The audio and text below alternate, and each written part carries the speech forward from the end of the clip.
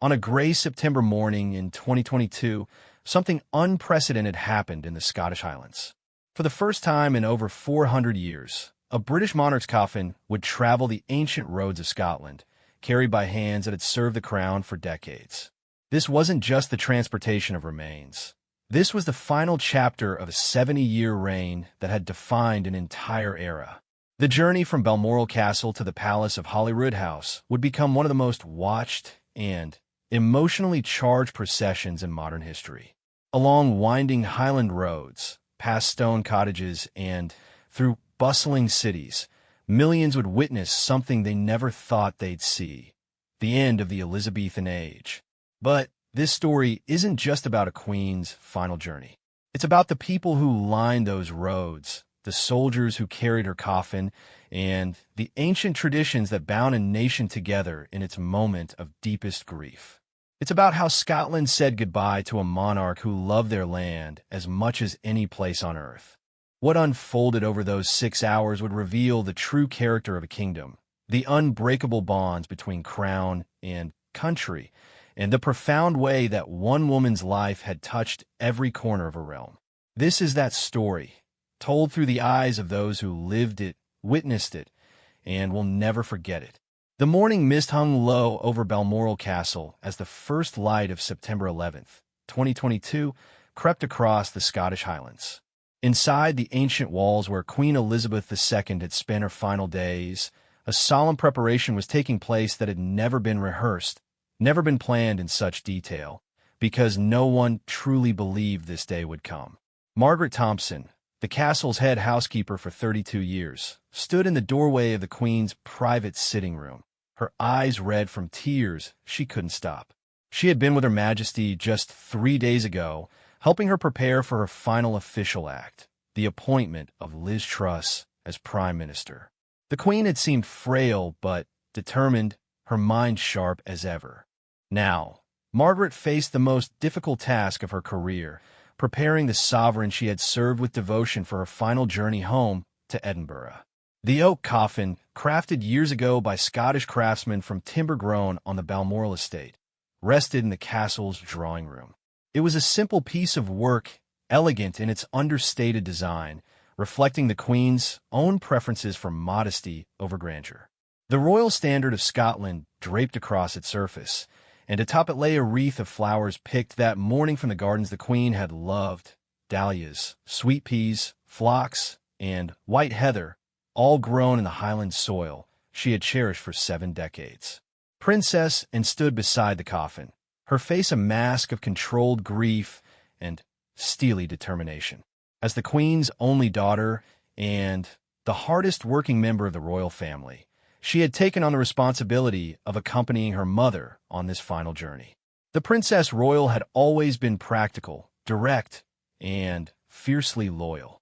Now, those qualities would be tested as she shepherded the most precious cargo the monarchy had ever transported. Colonel Johnny Thompson, the Queen's final equerry and a man who had served her with quiet efficiency for years, checked his watch for the 5th time in 10 minutes. The schedule was precise, planned to the minute, but the weight of the moment made every second feel like an eternity. He had arranged hundreds of royal engagements, coordinated countless state visits, but nothing had prepared him for this. The woman who had been the center of his professional world for years was now beginning a journey from which she would never return. Outside, the staff of Balmoral had gathered in the courtyard. These were not just employees, but people who had dedicated their lives to serving the Queen in her beloved Scottish retreat. There was Donald McGrail, the head gamekeeper, whose family had served the estate for 3 generations. His grandfather had taught the young Princess Elizabeth to fish in the River Dee, and now he stood with his cap in his hands, watching as that same princess, now queen for 70 years, began her final departure from the place she had called paradise. The Reverend Kenneth Mackenzie, minister of Crathy Kirk, where the Queen had worshipped every Sunday she was in residence, offered a simple prayer for the journey ahead. His voice, thick with emotion, carried across the assembled crowd as he asked for safe passage and comfort for those who mourned. The Queen had been more than just a congregation member to him. She had been a friend who shared his love of Scottish theology and Highland history. At precisely 10:22 a.m., the bearer party from the Royal Regiment of Scotland emerged from the castle. These 6 soldiers, chosen for their impeccable service records and their connection to Scotland, had spent hours practicing their movements. Each step was measured, each motion synchronized with military precision. The weight of the coffin was nothing compared to the weight of responsibility they felt as they lifted their sovereign for the final time. Lance Corporal James MacLeod, at just 24, the youngest member of the bearer party, felt his hands shake slightly as they took their positions. He had joined the regiment to serve his country and his queen, but never imagined that service would culminate in this moment. Born and raised in Inverness, he had grown up seeing the Queen's summer motorcade pass through the Highlands each year. Now, he was part of her final journey through the land she had loved more than any other. The cortege was simple but dignified. The hearse, a specially modified Jaguar estate car, had been chosen for its understated elegance and its ability to navigate Scotland's narrow roads. Behind it, Princess Anne's car would follow, along with vehicles carrying the Queen's closest staff members. There would be no military escort, no pomp and pageantry. This was to be a personal journey through the Scottish countryside the Queen had adored. As the bearer party approached the hearse, the silence was profound. Even a Highland wind seemed to have stilled out of respect. The only sounds were the measured footsteps of the soldiers on the gravel, and the soft weeping of longtime staff members who had gathered to bid their farewell. Mrs. Patricia Bruce, who had been the Queen's personal dresser at Balmoral for over 20 years, clutched a handkerchief and remembered the hundreds of mornings she had helped the Queen prepare for Highland walks, fishing expeditions, and picnics by the loch. The process of loading the coffin into the hearse was carried out with military precision, but also with the tenderness of people who had loved the woman they were laying to rest. The bearer party's movements were slow and deliberate, each man acutely aware that this was no ordinary duty. They were handling not just the remains of their sovereign, but the physical representation of an era that was ending before their eyes. Princess Anne took her place in the following car, her hands folded in her lap, her expression composed, but her eyes betraying the depth of her grief. She had been her mother's most reliable child, the one who had never sought the spotlight, but had always been there when duty called. Now, that same sense of duty compelled her to see her mother safely home to Scotland's ancient capital. The Queen's personal piper, Pipe Major Paul Burns, played a final lament from the castle steps. The haunting melody of Sleep, Dearie, Sleep echoed across the Highland landscape, a sound that would remain etched in the memories of all who heard it. The music seemed to carry on the wind, reaching into every glen and across every moor, as if Scotland itself was singing farewell to the woman who had been its queen. At 10:35 a.m., the cortege began to move. The hearse pulled away from Balmoral Castle slowly, its precious cargo beginning a journey that would take it through the heart of Scotland. The staff members who remained behind stood in respectful silence until the vehicles disappeared from sight, many of them knowing that they were witnessing the end of an era at the place that had meant more to the Queen than any palace or castle in her vast realm. The first part of the journey took the cortege through the Balmoral estate itself, past the Highland cattle that grazed in fields the Queen had walked through countless times, past the River Dee, where she had fished with her father as a young woman, and later with her own children and grandchildren, past the ancient Scots pines that had witnessed 70 years of royal summers, their branches now seeming to bow in final respect. The Queen's dogs, her beloved corgis and dorgies, had been left in the care of trusted staff members, but those who knew them said they sensed something was wrong. They had been restless since their mistress had passed, wandering the castle corridors as if searching for someone who would never return. The Queen's love for these animals had been legendary, and their confusion and distress served as a poignant reminder of how deeply her absence would be felt by all living things that had known her touch. As the cortege reached the estate gates, the first members of the public came into view. A small group of local residents had gathered, many holding flowers, others simply standing in respectful silence. These were people who had lived their entire lives in the shadow of Balmoral, who had grown up seeing the Queen at local events, who had waved to her as she drove through their villages each summer. Their presence marked the beginning of a farewell that would grow larger and more emotional with each passing mile. Word of the cortege's departure had spread quickly through the Highland communities. Mobile phone networks buzzed with messages, social media filled with tributes, and local radio stations provided real-time updates on the procession's progress. But for many of the older residents of the area, this felt personal in a way that transcended media coverage. They were saying goodbye to someone who had been a constant presence in their lives for longer than most of them could remember. The hearse moved at a stately pace, allowing those who had gathered along the route to pay their respects. Inside the vehicle, the Queen's coffin rested securely, surrounded by the flowers from her beloved Balmoral gardens. The royal standard moved gently with the motion of the car, a splash of vibrant color against the muted tones of the Highland landscape. Princess, and following behind, watched the crowds that were already beginning to form and knew that this was just the beginning. By the time they reached Edinburgh, tens of thousands of people would have lined the route to say farewell. But here, in these early miles through countryside the Queen had loved, the goodbye felt intimate and personal, a family's private grief shared with people who had been extended members of that family for generations. The cortege passed through the village of Crathy, where the Queen had worshipped every Sunday she was in residence. The local Church of Scotland congregation had gathered outside the kirk, many of them people the Queen had known personally. She had shaken their hands after services, inquired about their families, remembered their names, and their troubles. To them, she had been not just their Queen, but their neighbor, someone who shared their faith and their love of the Highland way of life. As the cortege moved beyond the immediate vicinity of Balmoral, the landscape began to change, but the emotional intensity only deepened. The hearse carrying Queen Elizabeth II wound its way through Ballater, the small market town that had served as the closest community to the royal estate for generations. Here, the gathered crowds were larger, more diverse, representing not just local residents, but people who had traveled from across Scotland and beyond to witness this historic moment. Sarah McDougall, the owner of a small bakery on the main street, had closed her shop for the morning and stood with her 3 children, ages 7, 9, and 12. She wanted them to witness history, to understand that they were seeing something that would be talked about for generations. Her youngest daughter, Emma, clutched a small posy of wildflowers she had picked from their garden, hoping somehow that the Queen would know they were there, would understand how much she had meant to ordinary families like theirs.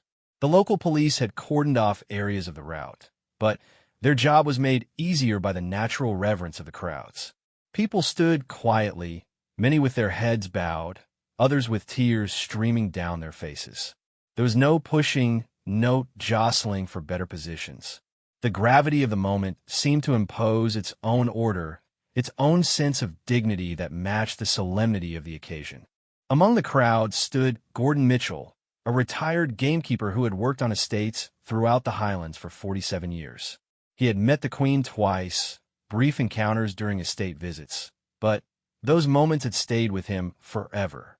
She had asked about his work, shown genuine interest in Highland wildlife conservation, and remembered details from their conversation when they met again 5 years later.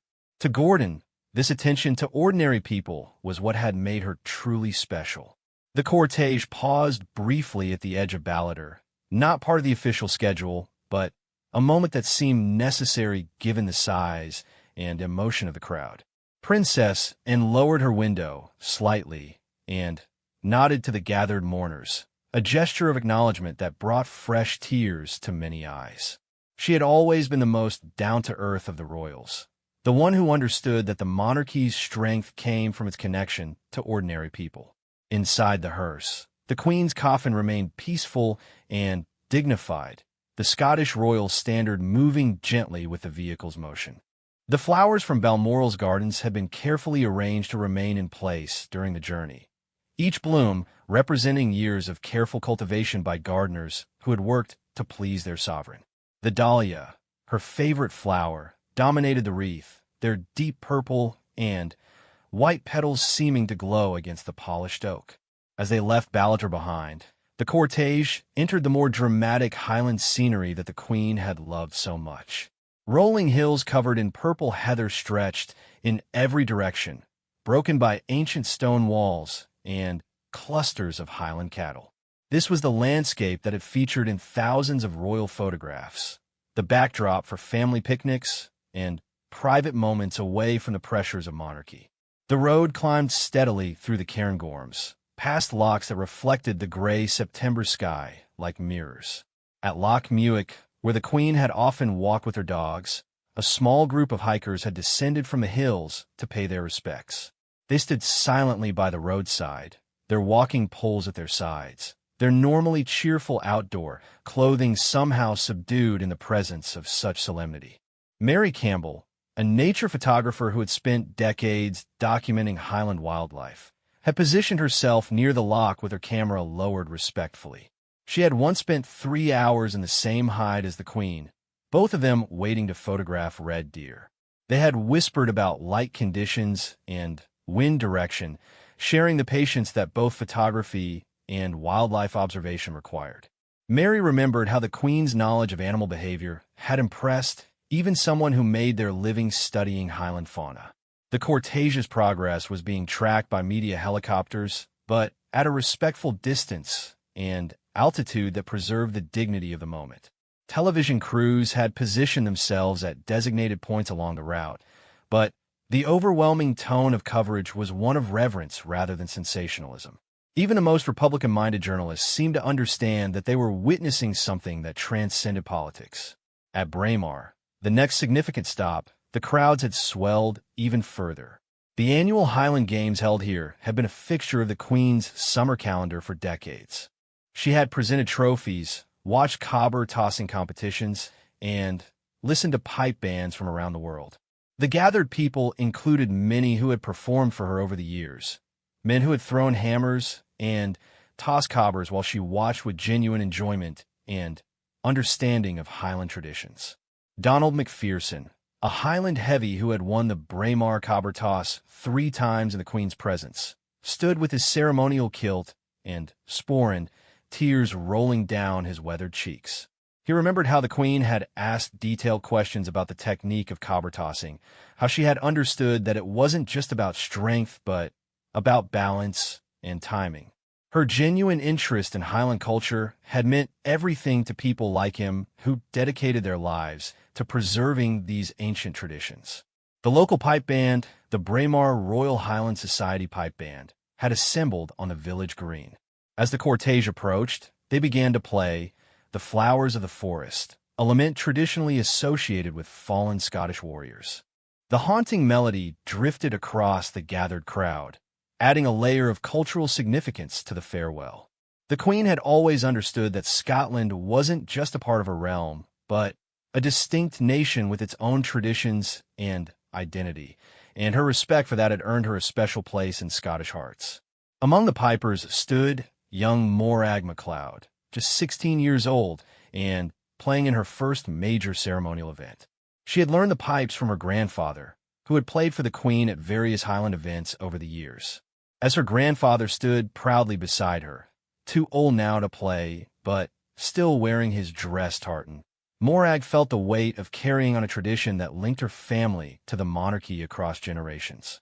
The cortege paused again in Braemar, not officially scheduled but necessary given the size and emotion of the crowd.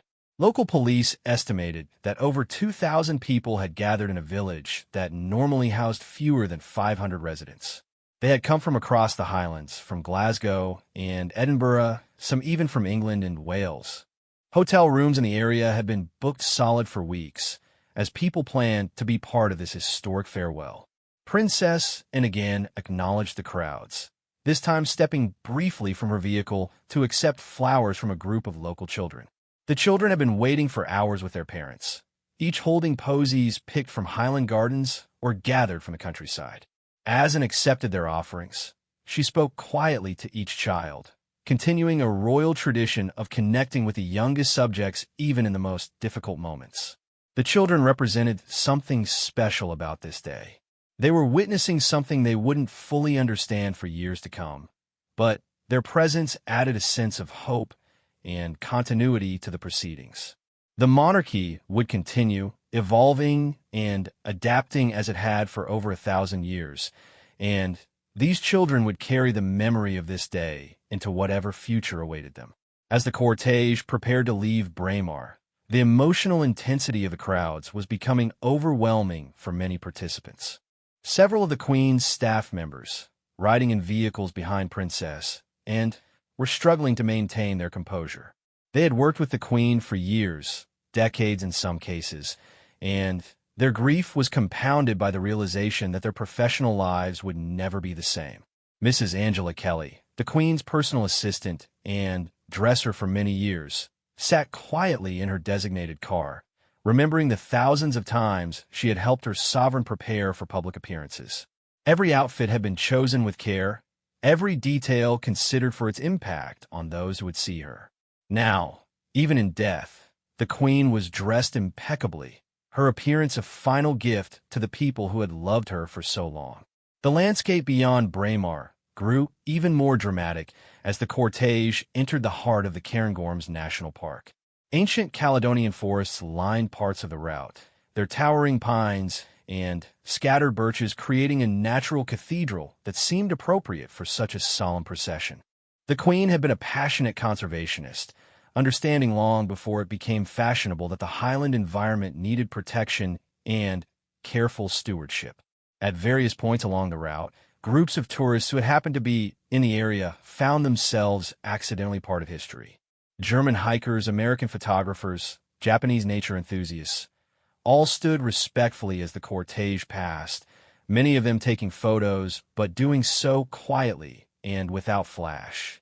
The international presence added another dimension to the farewell, reminder that the Queen had been not just Britain's sovereign, but a figure of global significance. The cortege's speed remained constant and dignified, allowing people along the entire route to see and pay their respects. The professional drivers, chosen for their experience with royal transport, understood that this wasn't just about getting from point A to point B. Every mile was meaningful. Every community along the route deserved their moment to say farewell to a Queen who had served them faithfully for 7 decades. The afternoon sun broke through the Highland clouds as the cortege descended from the mountains toward the more populated regions of central Scotland. The landscape gradually transformed from wild moorland to cultivated farmland, from scattered crofts to organized villages, marking the transition from the Queen's private Highland retreat to the more public Scotland where millions awaited her arrival. Near Boyne, the crowds had grown larger still, with people camping overnight to secure good viewing positions along the route. The local council had organized temporary facilities and volunteer stewards, but the massive response had exceeded all expectations. Social media had amplified awareness of the cortege's progress, and people were traveling from hundreds of miles away to be part of this unprecedented moment in Scottish history. Among the gathered crowd stood the Reverend Dr. Elizabeth Mackenzie, minister of the local Church of Scotland parish, who had driven from Dundee with her elderly mother to witness the procession. Her mother, at 93 years old, had lived through the entire duration of Elizabeth II's reign and wanted to pay her final respects. They had brought camping chairs and thermos flasks, prepared for a long wait, but both women felt compelled to be present for what they saw as the end of an era. The minister's mother, Margaret Sinclair, remembered listening to Princess Elizabeth's 21st birthday speech on the radio in 1947, when a young woman had pledged her whole life to service. Now, 75 years later, Margaret was witnessing the fulfillment of that pledge as the Queen made her final journey through the land she had served so faithfully. The continuity of that service, spanning from radio broadcast to social media coverage, represented something profound about the nature of royal duty and dedication. Military veterans had gathered throughout the route, many wearing their medals and regimental ties despite the informal nature of the procession. The Queen had been colonel-in-chief of numerous Scottish regiments throughout her reign, and, for many veterans, she represented a personal connection to their military service. They stood at attention as the hearse passed, offering final salutes to their commander-in-chief. Flight Sergeant Robert Thompson, retired from the Royal Air Force after 32 years of service, had driven from Perth with his wife and grown children to pay his respects. He had met the Queen twice during her visits to RAF bases in Scotland, and both times had been struck by her detailed knowledge of military matters and her genuine interest in the welfare of service personnel. His final salute as the cortege passed was both a military courtesy and a personal farewell to someone who had understood and valued military sacrifice. The cortege's passage through Bangery marked another significant moment in the journey. This prosperous market town had strong royal connections, and the local community had organized a particularly moving tribute. School children from across the region had been given permission to leave classes early to line the streets, each holding small Union Jack flags or flowers picked from local gardens. 8-year-old Jamie Morrison stood with his primary school class, holding a hand-drawn picture of the Queen that he had worked on for hours the night before. His teacher, Mrs. Helen Ross, had explained to the children that they were witnessing history, that they would remember this day for the rest of their lives. Jamie's picture, though childishly drawn, captured something essential about how ordinary people saw their Queen, smiling, wearing bright colors, surrounded by her beloved dogs and horses. The emotional impact on the children was profound, but different from that felt by adults. For them, the Queen had always been an elderly figure, a constant presence on coins and stamps, but not someone they associated with change or mortality. Their teachers struggled to explain the significance of what they were witnessing while maintaining appropriate sensitivity about death and grief. As the afternoon progressed, the cortege entered increasingly populated areas where the challenge of managing crowds became more complex. Police forces from multiple regions had coordinated their efforts, but the scale of public response had exceeded all planning scenarios. Roads that normally carried light traffic were now lined with thousands of people, creating challenges that no amount of advanced preparation could have fully anticipated. Chief Inspector Andrew MacLeod of Police Scotland had been coordinating security for the route since the Queen's death was announced. His officers were reporting crowd sizes far beyond their initial estimates, but also noting the exceptional behavior of the mourners. There had been no incidents, no disruptions, no problems beyond the logistical challenge of accommodating so many people in spaces never designed for such gatherings. The disciplined behavior of the crowds reflected something deep about the relationship between the Queen and her Scottish subjects. This wasn't just celebrity worship or curiosity about a major news event. The people lining the route felt a personal connection to the woman passing before them, a connection built over decades of faithful service and genuine affection for Scotland and its people. Near Stonehaven, the cortege passed through countryside that many associated with Scottish tourism and heritage. The dramatic coastal scenery and ancient castles provided a backdrop that seemed almost too perfect for such a significant moment. Tour buses that would normally be carrying visitors to Dunatar Castle had instead brought people to witness the Queen's final journey, turning a day that should have been about leisure and sightseeing into something far more profound. Local businesses had largely closed for the day, with shop owners and employees joining the crowds along the route. The economic impact was significant, but seemed irrelevant to most people. Money could be made another day. This was a once-in-a-lifetime moment that transcended normal commercial concerns. Ice cream vendors and mobile food sellers who had come to serve the crowds often found themselves watching the procession with tears in their eyes instead of focusing on sales. The cortege's approach to the outskirts of Aberdeen marked a crucial transition point in the journey. Scotland's third-largest city had prepared extensively for the Queen's arrival, with viewing areas established in parks and along major routes. The transition from rural communities to urban crowds created a different dynamic, though the underlying emotion remained the same. Aberdeen had special significance in the Queen's relationship with Scotland.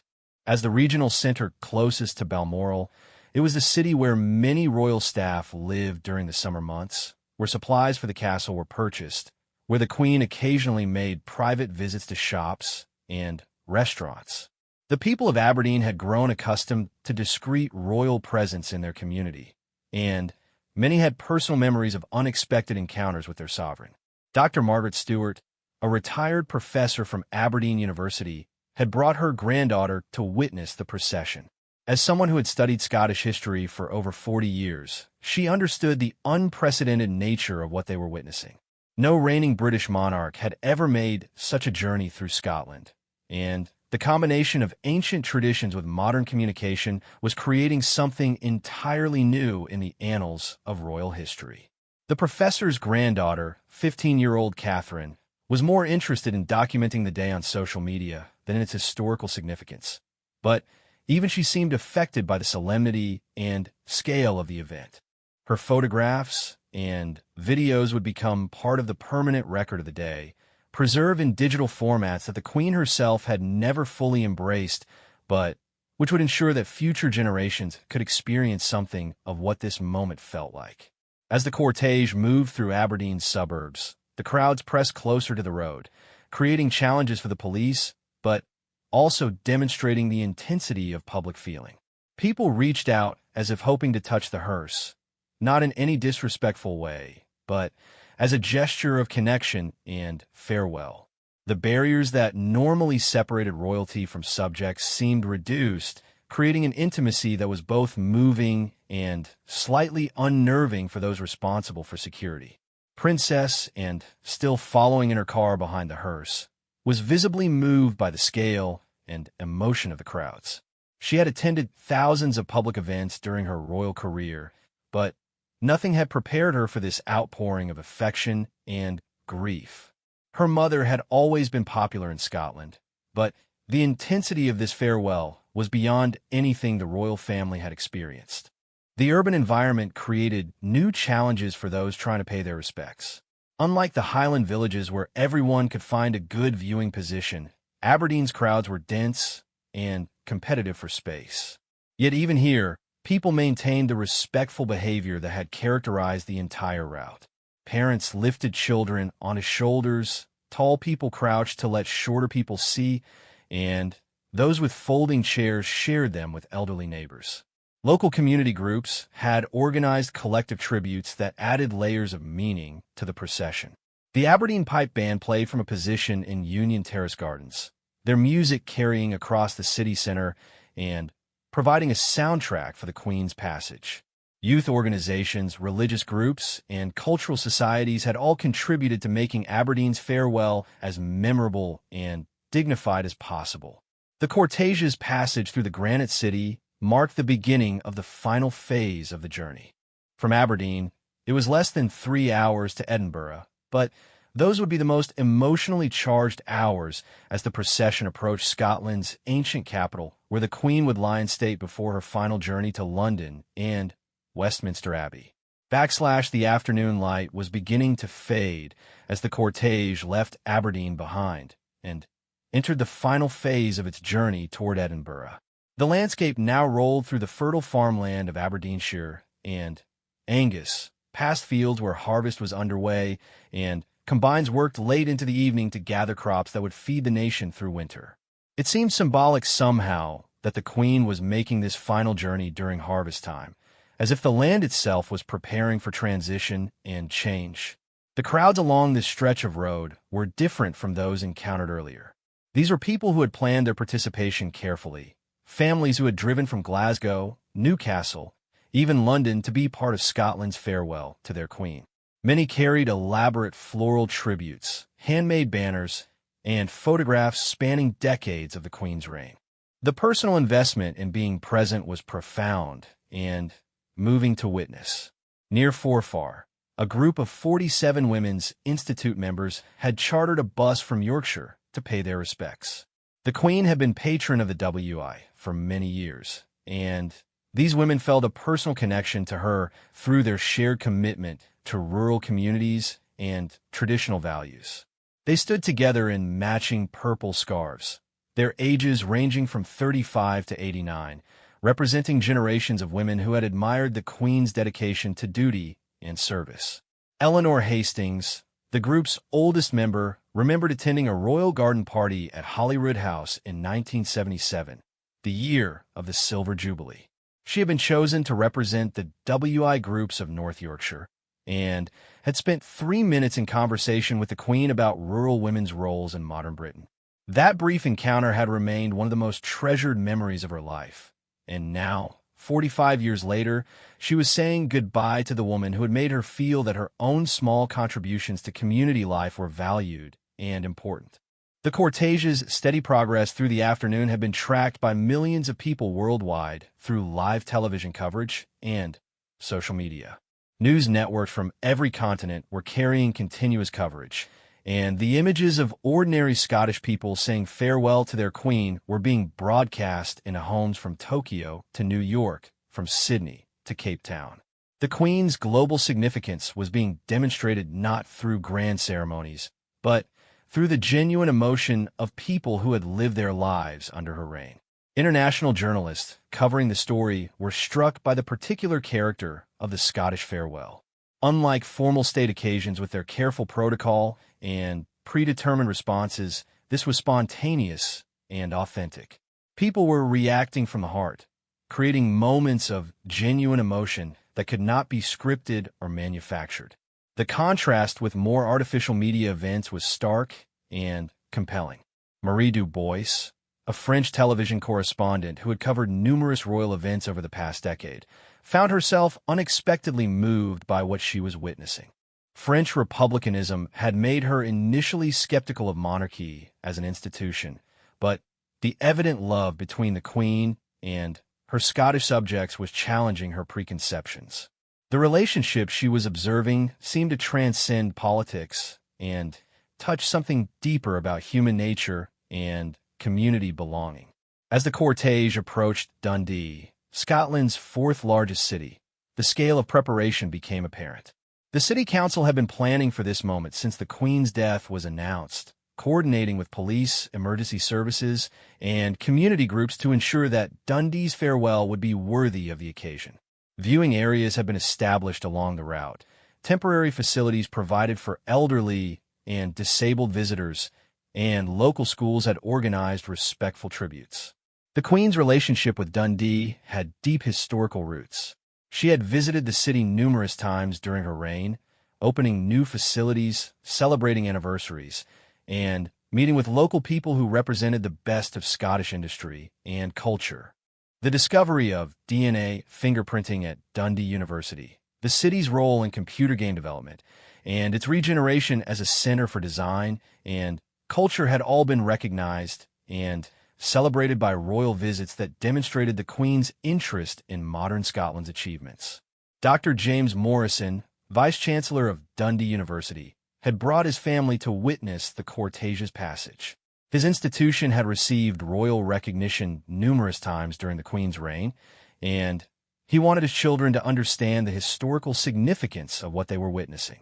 The university had educated thousands of students who had gone on to serve in Commonwealth countries around the world, creating connections that the Queen had valued and nurtured throughout her reign. The crowds in Dundee included significant numbers of people from Scotland's immigrant communities, reflecting the multicultural nature of modern Scottish cities. Muslim families from Pakistan, Hindu families from India, and Sikh families from Punjab stood alongside longtime Scottish residents, all united in respect for a queen who had presided over the transformation of the British Empire into the Commonwealth and had shown consistent respect for diverse cultures and religions.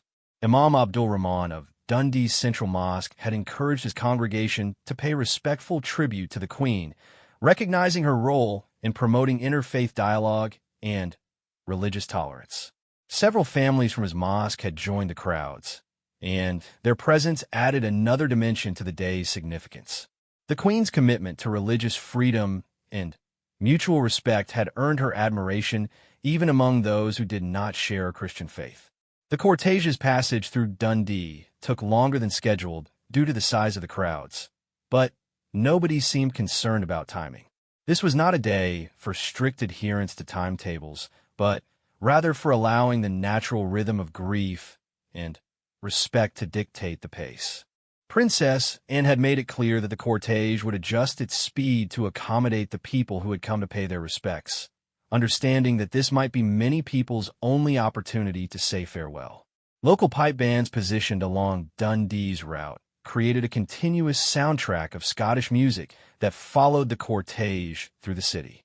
The sound of bagpipes echoed off the sandstone buildings, creating an auditory environment that was unmistakably Scottish and deeply moving. The music seemed to give voice to emotions that words could not express, providing a cultural framework for grief that connected the day's events to centuries of Scottish tradition. As the cortege left Dundee and entered the final stretch toward Edinburgh, the autumn evening was drawing in.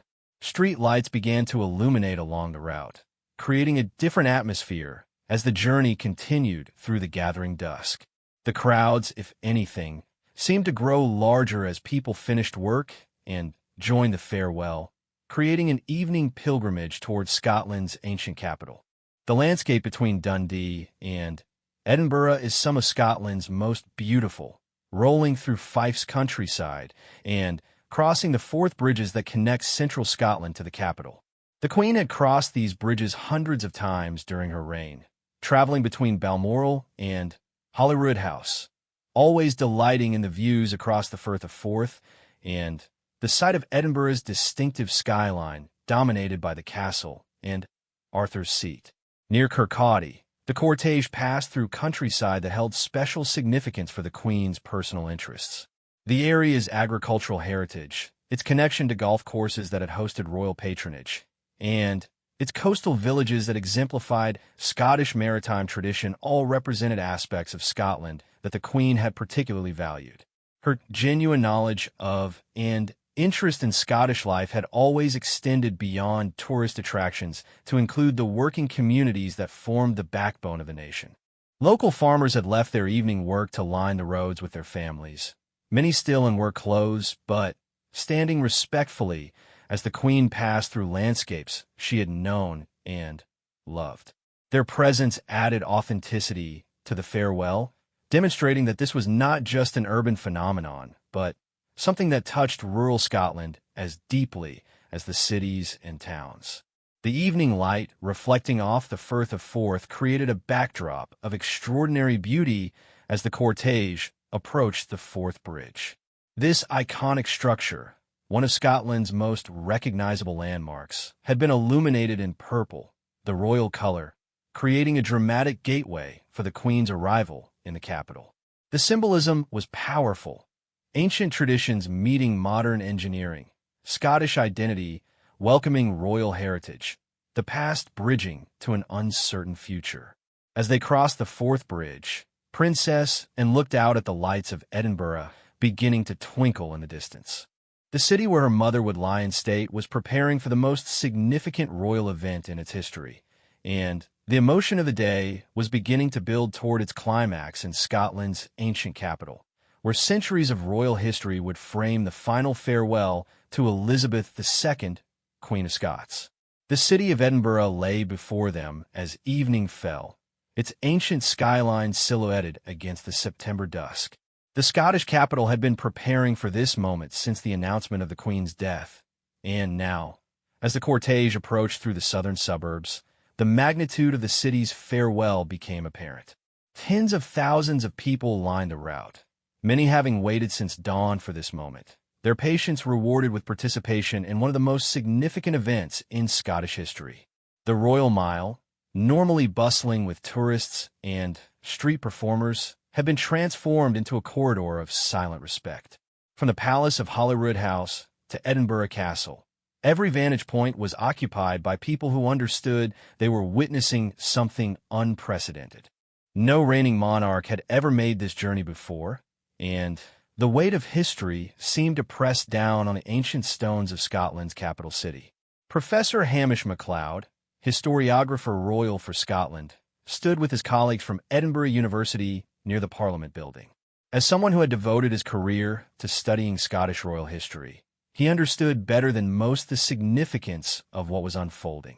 The tradition of Scottish monarchy stretched back over 1,000 years. And while the Queen had been Elizabeth II of England, she was Elizabeth I of Scotland, the first monarch of that name to rule north of the border. The crowds gathering along Prince's Street represented every aspect of Scottish society. Business people who had left work early, students from the city's universities, families with young children, elderly residents who remembered the Queen's coronation in 1953, all had come together in shared recognition that they were experiencing a moment that would never come again. The diversity of the crowd reflected modern Scotland's multicultural character, while the unity of their purpose demonstrated something timeless about the relationship between monarchy and nation. Edinburgh Castle, floodlit against the darkening sky, provided a dramatic backdrop for the cortege's final approach to the city center. The ancient fortress had witnessed centuries of Scottish history, from medieval sieges to royal celebrations, and now it presided over the arrival of a queen whose reign had spanned longer than any previous Scottish monarch. The symbolism of the castle's presence, ancient, enduring, protective, seemed to offer comfort to those struggling with the reality of the Queen's passing. As the cortege turned onto the Royal Mile, the emotional intensity reached its peak. The narrow medieval street, lined with tall tenement buildings, created an intimate corridor that brought the Queen closer to her subjects than had been possible during the Highland journey. People pressed forward respectfully, many reaching out as if to touch the hearse, their faces illuminated by the street lights, and the flashing cameras of countless mobile phones documenting this historic moment. The Reverend Dr. Callum MacLeod, minister of St. Giles Cathedral, had positioned himself on the high street to witness the Queen's arrival in the city where she had regularly attended services during her stays at Holyroodhouse. As moderator of the General Assembly of the Church of Scotland for the previous year, he had developed a warm relationship with the Queen, admiring her deep faith and her understanding of Presbyterian theology. Her commitment to the Church of Scotland as an established church had been unwavering throughout her reign. Local businesses along the Royal Mile had closed their doors and joined their customers on the street. Shopkeepers who sold tartans and shortbread to tourists found themselves standing alongside those tourists, all united in witnessing something far more significant than any commercial transaction. The normal rhythms of city life had been suspended, replaced by a collective focus on saying farewell to a woman who had represented stability and continuity for 7 decades. Young people who had never known any other monarch stood alongside elderly residents who remembered the Queen's first visit to Scotland as a young princess. 18-year-old Fiona McDougall, about to start university, found herself standing next to 78-year-old Margaret Thompson, who remembered waving to Princess Elizabeth during her first visit to Edinburgh in 1947. The conversation between these two women, spanning generations and perspectives, reflected the broader dialogue taking place across Scotland about what the Queen's death meant for the nation's future. The cortege's pace slowed further as it navigated the narrow confines of the Royal Mile, allowing those lining the route to have extended moments to pay their respects. The hearse moved with dignified deliberation, its precious cargo visible through the windows to those close enough to see. The Royal Standard of Scotland, draped across the coffin, seemed to glow under the street lights, its lion rampant, a symbol of Scottish identity that the Queen had carried with honor throughout her reign. Street musicians who normally played for tourists had packed away their instruments out of respect, but the sound of bagpipes echoed from various points along the route as pipe bands positioned themselves to honor the Queen's passage. The music created a soundtrack that was uniquely Scottish, connecting the evening's events to centuries of tradition while acknowledging the profound change that the Queen's death represented. Princess, and following closely behind the hearse, was visibly moved by the scale and intensity of Edinburgh's farewell. She had spent her life attending public events, but nothing had prepared her for this outpouring of genuine emotion. Her mother had always been beloved in Scotland, but the evidence of that affection was overwhelming in its sincerity and depth. Through the car window, she could see faces streaked with tears, hands raised in blessing, and expressions of love that transcended the formal protocols of royal engagement. As the cortege approached the forecourt of the palace of Holyroodhouse, the final destination of this extraordinary journey, the crowds grew even denser. The palace, the Queen's official residence in Scotland, had been home to her during countless visits over 7 decades. Here, she had hosted garden parties, received foreign dignitaries, and conducted the business of monarchy in its Scottish context. Now, it would be her final resting place in Scotland before her return to London and burial at Windsor. The ceremony of the keys, ancient Scottish tradition, was prepared to welcome the Queen home to her Scottish palace. The Lord Lion King of Arms, Scotland's chief herald, waited with the ceremonial guardians of Edinburgh to formally receive their sovereign. This medieval protocol, unchanged for centuries, provided continuity and dignity that seemed particularly appropriate for marking the end of such a long and devoted reign.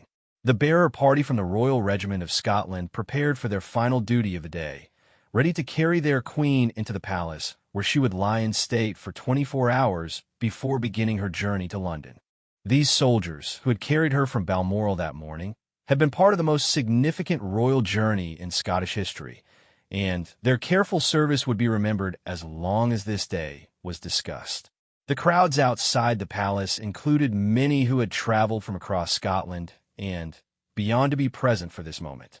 Clan societies, pipe bands, military veterans, and ordinary families all pressed forward to witness the Queen's arrival at her Scottish home.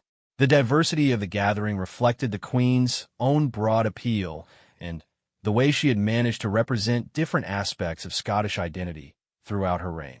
Local television crews were broadcasting live to audiences around the world, but their cameras could not capture the full emotional impact of what was occurring. The sound of thousands of people standing in respectful silence, the sight of grown men crying openly, the feeling of collective loss and gratitude, these aspects of the evening could only be experienced by those who were present, creating memories that would last their lifetimes. As the hearse drew to a stop in the palace forecourt, the journey that had begun at Balmoral Castle that morning reached its conclusion. 6 hours and 175 miles through the heart of Scotland had created something unprecedented in royal history, a spontaneous, authentic, and deeply moving demonstration of the relationship between a monarch and her people. From highland glens to city streets, from ancient traditions to modern communications, Scotland had said farewell to Elizabeth II in a way that honored both her memory and the distinctive character of the nation she had served. The Queen was home in Scotland for the final time, surrounded by the love and respect of people who understood that they had been part of something extraordinary. Tomorrow would bring new challenges as the monarchy adapted to changed circumstances, but this evening belonged to memory, gratitude, and the timeless connection between a queen and the land she had loved more than any other place on earth. In the palace of Holyroodhouse, Elizabeth II would rest in state, allowing her Scottish subjects one final opportunity to say goodbye before she made her last journey south to London and Windsor, where her story would finally end where it had begun 70 years earlier.